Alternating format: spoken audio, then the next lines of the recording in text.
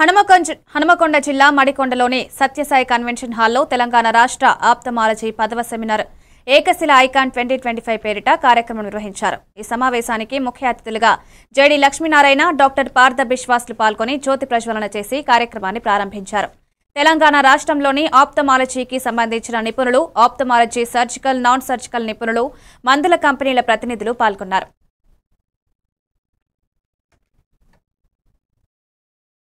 And committee to investigate the clinical issues arising in the state. Only thing is we have to formulate the guidelines to the ethical committee now. So I appreciate the Telangana.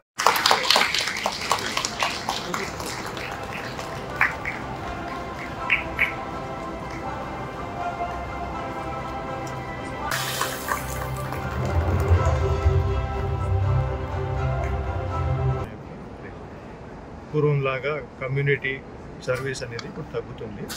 ఈ సదస్సు ద్వారా ఇప్పుడు మన ముఖ్య అతిథి గారు చెప్పిన విధంగా అది మనం కూడా ఉద్దేశం ఉంది.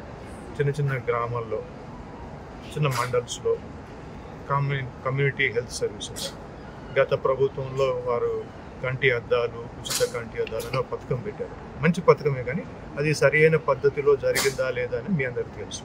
సో ఇప్పుడు ఏంటంటే పూర్తిగా గవర్నమెంట్కు ఎక్కువ బర్డెన్ కలిగించకుండా గవర్నమెంట్ స్పాన్సర్డ్ ప్రోగ్రామ్స్ను మళ్ళీ ఇదివరకు ఉన్న విధంగా ఇప్పుడు మళ్ళీ తీసుకొచ్చి ఎక్కువ రెవెన్యూ అక్కడ గవర్నమెంట్కు ఫండ్స్ ఖర్చు కాకుండా మనం చేయాలని మన ఉద్దేశం.